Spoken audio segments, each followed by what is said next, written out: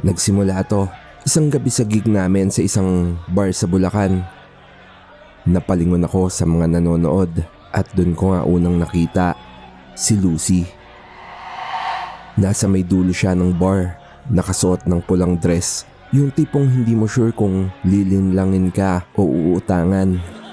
Bagsak yung hanggang dibdib niyang buhok, may pagkatsinita na parang artistang Koreana na hindi ko na matandaan kung sang pelikula ko ba napanood. At higit sa lahat, may ngiti siya na parang kayang magpabali ng tadyang. Tol, may nakatitig sa'yo oh. Malamang may atraso ka na naman. Biro sa akin nung isa pa naming gitarista na si Dan habang sinisiko pa ako na parang chismosa. Baka gusto lang ng guitar lesson pre. Sagot ko, kahit sa totoo lang nahihiya na akong humarap nun. Pagkatapos nga ng set namin, bumaba kami sa stage. At dahil nga yun na yung huling salang namin ng gabing yun, naisipan naming mag-inuman na muna. Nanatiling nakatitig sa akin yung dalaga. Pansin ko yun dahil maski ako naman, hindi maiwasang sulyapan siya. Hanggang sa kumabog yung dibdib ko nang tumayo siya at naglakad papunta sa amin. Ang galing mo naman tumugtog. Wika niya. Salamat. Sagot ko na medyo nahihiya. Ako nga pala si Lucy. Pwede bang makipagkilala? Buong gabi hanggang madaling araw nga kami nagkwentuhan. Isa-isa na nga umuwi yung mga kabanda ko hanggang sa matira na lang kaming dalawa ni Lucy. Nawala na yung hiya ko nung mga oras na yon, lalo na nung nakalagpas 4 na bote na ako ng beer. Daig ko pa si Mr. Suabe sa mga banat ko kay Lucy. Nasa mga oras na yon giliw na giliw sa mga hirit at kwento ko. At nung magsasarado na nga yung bar, hindi na ako nahiya. Inaya ko siya na ituloy yung kwentuhan namin sa bahay ko. Walang pagdadalawang isip naman na sumama siya sa akin. Masayang masaya yung puso ko ng araw na yon. Pero hindi ko alam na yun na pala yung simula ng gulo sa buhay ko. Fast forward ng konti, naging kami ni Lucy sa loob lang ng 3 linggo. Mabilis oo, pero sino ba namang tatanggi sa babaeng parang galing sa fantasy movie? Pero paring RJ, dito na nga nagsimula yung mga kababalaghan. Una, ang weird niya matulog. Hindi yung cute na hilik ha. Literal kasi nagising siya habang tulog ako. Isang gabi, nagising ako ng 3:00. Pupungas-pungas pa ako nang makita ko si Lucy na nakaupo sa gilid ng kama. Pinagmamasdan ako. Uy, bakit gising ka pa? Tanong ko. Ang pogi mo kasi pagkatulog eh. Sagot niya, sabay hima sa buhok ko. Salamat pero next time baka pwedeng magpahinga rin naman yung kapogian ko. Biro ko sa kanya pero hindi siya sumagot. Ngumiti lang ito, sabay muli nang humiga katabi ko. Hindi ko alam paring RJ kung bakit hindi na ako nag-usisa sa pagkatao ni Lucy. Naaminin kong isa sa malaking pagkakamali ko. Halos araw-araw siyang nasa bahay at parang naging live-in na nga kami. Paminsan-minsan umaalis siya para bumili ng kung ano-ano. Pero most of the time, kung nasan ako nandun din siya. Kasama nga doon yung mga pagkatumutugtog kami ng banda ko. Nung una nga naging pabor sa akin yung ganong setup dahil daig ko pa yung nagkaroon ng personal yaya, luto, laba at linis sa bahay. Pero habang tumatagal, nagiging weirdo na lalo yung kinikilos niya. Isa nga sa pinaka hindi ko makakalimutan ay yung pinagluto niya ako ng adobo pero may bulaklak. Tinanong ko siya kung para saan yon. Ang sagot niya, para daw hindi ko siya makalimutan. Sabay kindat pa sa akin. Nag-joke naman ako na, hala, baka kulam to ah. Pero paring RJ, nagulat ako sa sagot niya. Kulam o gayuma? Bakit, may problema ba kung oo? Habang lumilipas nga yung araw, tila mas nagiging weirdo si Lucy. Hindi na siya pumapayag na umalis ako nang hindi siya kasama.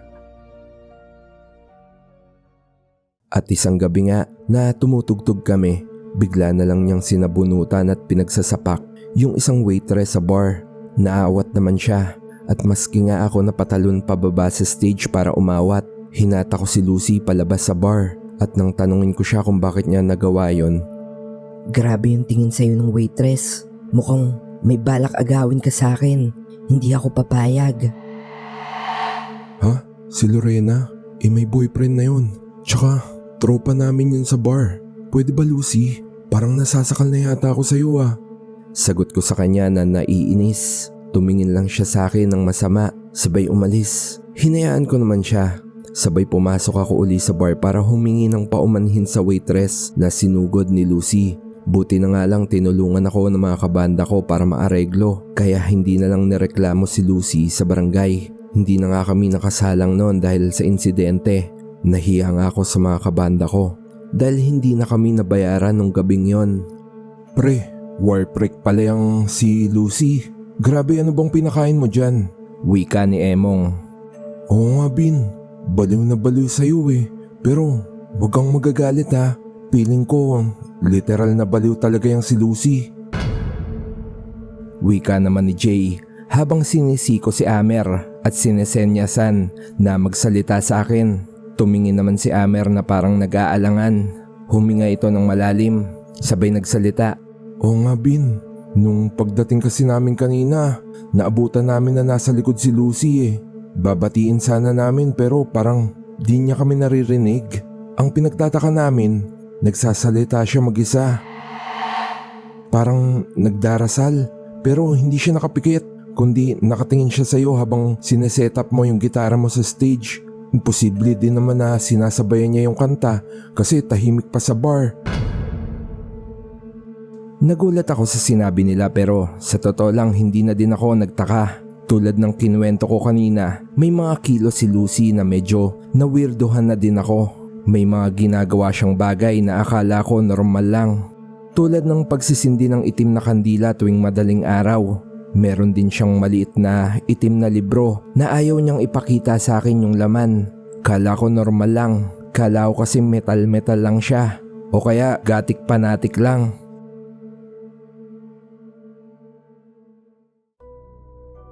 Lumipas yung ilang araw, hindi na nagpakita sa akin si Lucy. Bahagya ko na din siya na iwaksi sa isip ko. Pero isang gabi nga, kakatapos lang namin noon na sumalang at nagiinuman kami ng mga kabanda ko.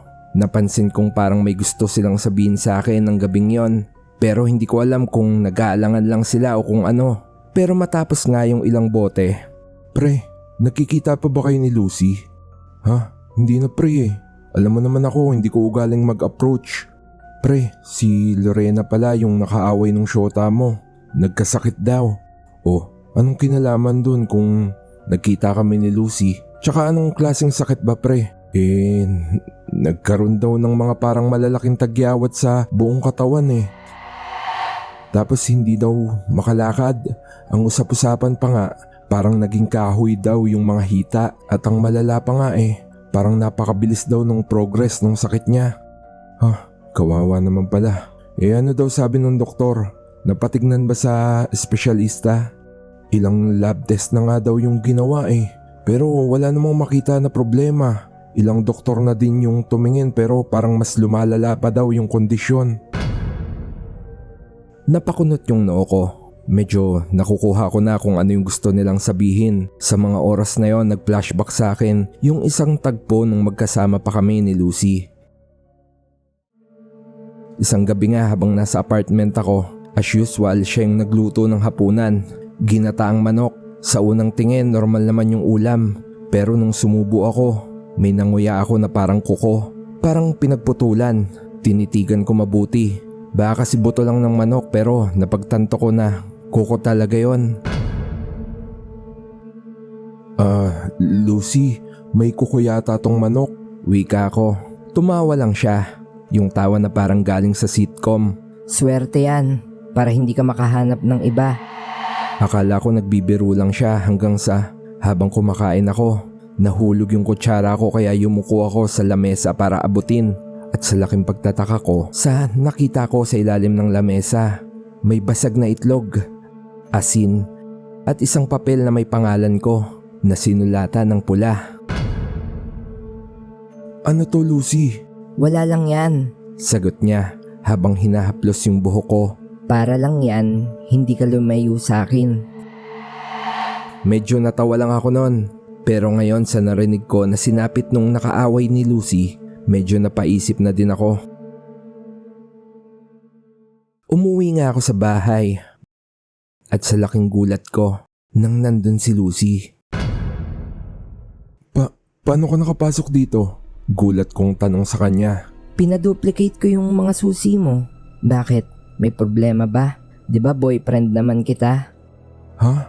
Okay lang naman sana kung nagpaalam ka man lang sa akin. Tsaka, saan ka ba nagpunta ng ilang araw? Bigla ka na lang nawala ha? Tapos, ngayon bigla ka na lang babalik. May kinailangan lang akong iligpit na kalat.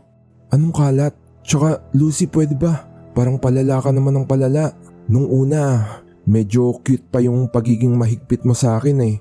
Pero habang tumatagal, imbis na magtiwala ka sa akin, parang lalo mo ko sinasakal. Masisisi mo ba ako, Marvin? Kayong mga lalaki, pare-parehas lang. Kapag nakuha na yung gusto nila bigla na lang mang iiwan. Pero hindi na ngayon, dahil may kapangyarihang itim na ako.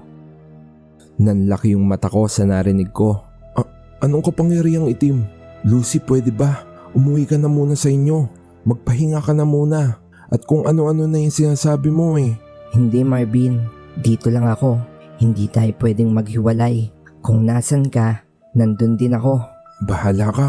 Kung ayaw mong umuwi, sige ako na lang yung aalis. Hahakbang na sana ako palabas ng pinto nang biglang sumakit yung dibdib ko. Parang may lubid na humigpit sa puso ko. Napaluhod ako sa sakit. At sa tingin ko nga, nawalan ako ng malay. Gumising ako na nakahiga na ako sa kama ko. Napaigtad ako nang makita ko si Lucy na nakaupo sa gilid ng kama. Anong nangyari? Wika ako sa kanya. Sinabi ko naman sa'yo, di ba? Hindi mo ako pwedeng iwan, ni hindi ka makakalis ng hindi ko pinapayagan. Kinabahan ako sa narinig kong yon, pero minabuti kong makiramdam muna. Baka ako nagkataon lang yung pagsakit ng dibdib ko. Habang katabi ko siya, wala naman akong naramdaman. Pero nung lalabas na nga sana ako uli ng pinto, may tila humigpit na naman sa puso ko. Kaya minabuti kong bumalik na lang sa loob. Naguguluhan man, wala na akong magawa ng mga oras na yon kundi maniwalang may supernatural na kapangyarihan si Lucy. Kabadong-kabado na ako noon. Piling ko na hostage ako o nakidnap, pero kinalma ko yung sarili ko. Nag-isip ako at ang nag-iisang paraan nga na naisip ko paniwalain muna si Lucy na wala akong planong iwan siya. Himala naman na sa ilang pambobola ko pa lang at lambing tila naniwala naman siya. Kasong problema, hindi pa din niya ako pinapayagang lumabas. Sinabi ko naman sa kanya na paano yung trabaho ko bilang isang musikero. Sinabi naman niya na hanggat hindi niya uli nasisigurado na hindi ko siya iiwan, hindi ako pwedeng umalis. Sa pagkakataong yon, hindi na ako nakipagtalo.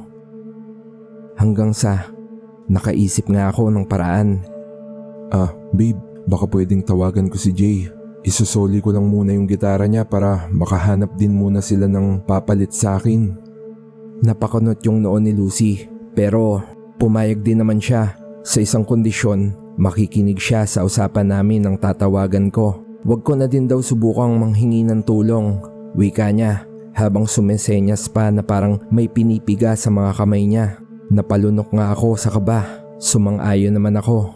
Inabot niya sa akin yung cellphone ko na tinago niya. Hello Jay. Oh, Bin, bakit bigla ka nang hindi sumipot kahapon sa tugtog natin? Tawag kami ng tawag sa'yo Pre, nagkasakit kasi ako. Hindi na muna ako makakatugtog.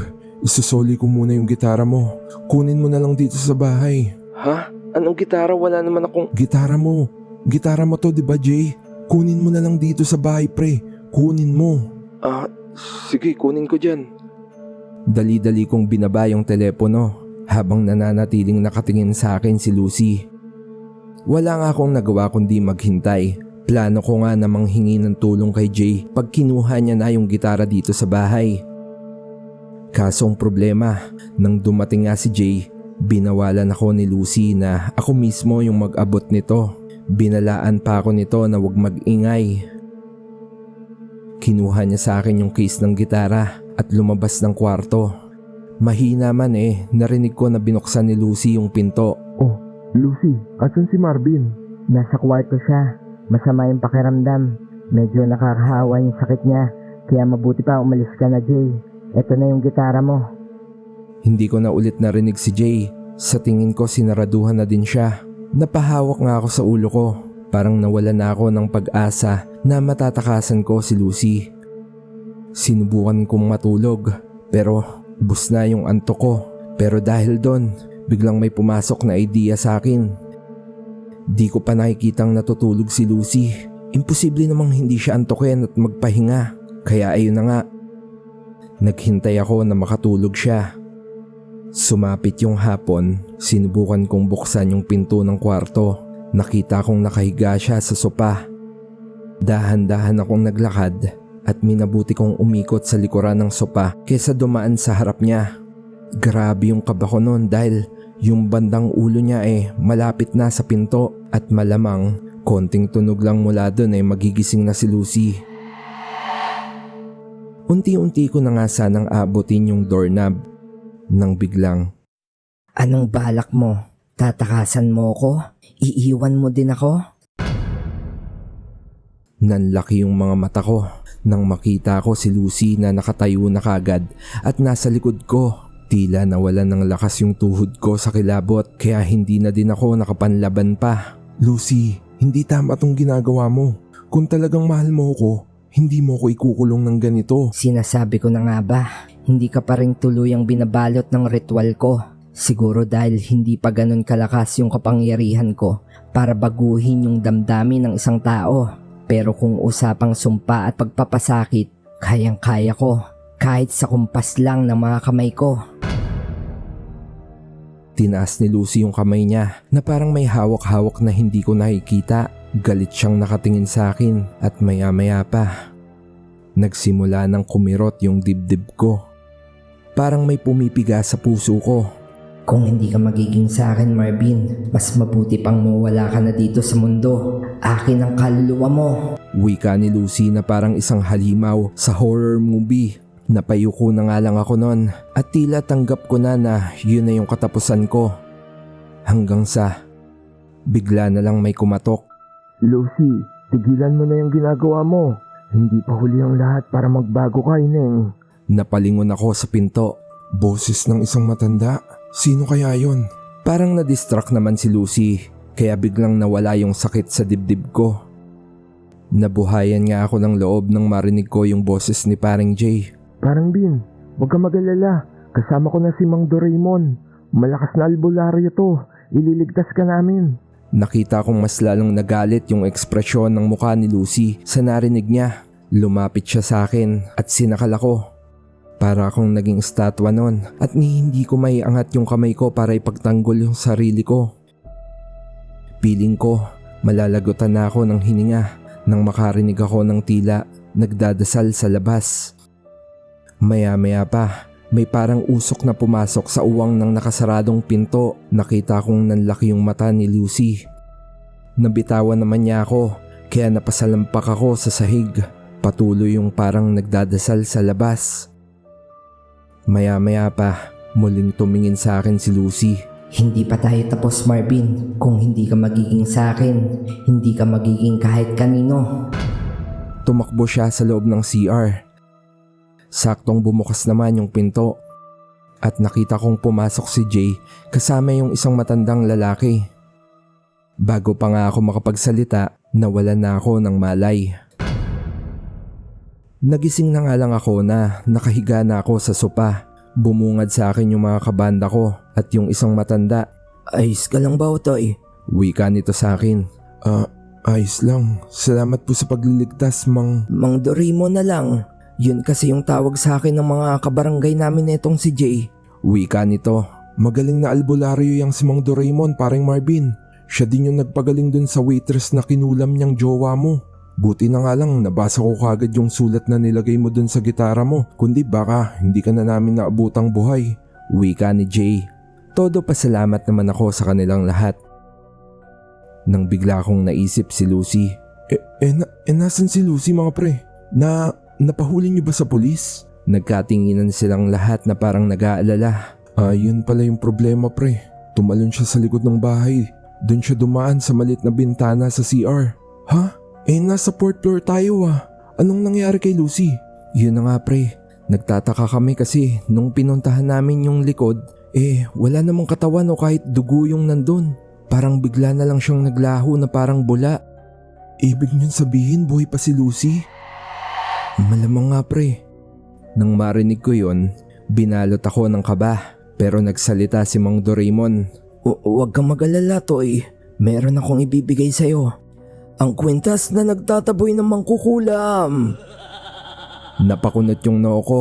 Ngayon, alam ko na kung bakit Mang Doraemon yung tawag sa kanya. Tinanggap ko naman yung kwintas at agad na sinuot. Mang Doraemon, pengi din kami niyan ah. Baka kami naman yung balikan ng mangkukulam na yun, mahirap na. Aba, oo naman. I-click nyo lang yung link ko, tas umorder kayo ron. Lumipas nga yung ilang buwan. Kahit papano nakalimutan ko na yung masamang karanasan ko kay Lucy. Kahit paano, sinubukan kong mas bigyan ng direksyon yung buhay ko. Hindi na ako basta-basta nakikipagkilala. Natuto na din akong magsimba. Dumating yung araw na nag-ship na yung banda namin from cover band to original. Nung gabing yon, i-release namin yung bago naming single. Punuan yung venue. Ang kantang tutugtugin namin, isang awit na isinulat ko para kay Lucy. Habang tumutugtog ako ng gitara, napatingin ako sa dulo ng crowd. At nakita ko siya. Si Lucy, nakatayo sa may sulok. Suot ang paborito niyang pulang bestida. Hindi nagalit yung nakita ko sa mga mata niya, kundi lungkot. Nung mga oras na yon, nakaramdam ako ng peace of mind. Ngumiti siya, malambing at malaya. Tapos, unti-unti siyang naglakad papalayo hanggang sa tuluyan na siyang mawala sa dilim.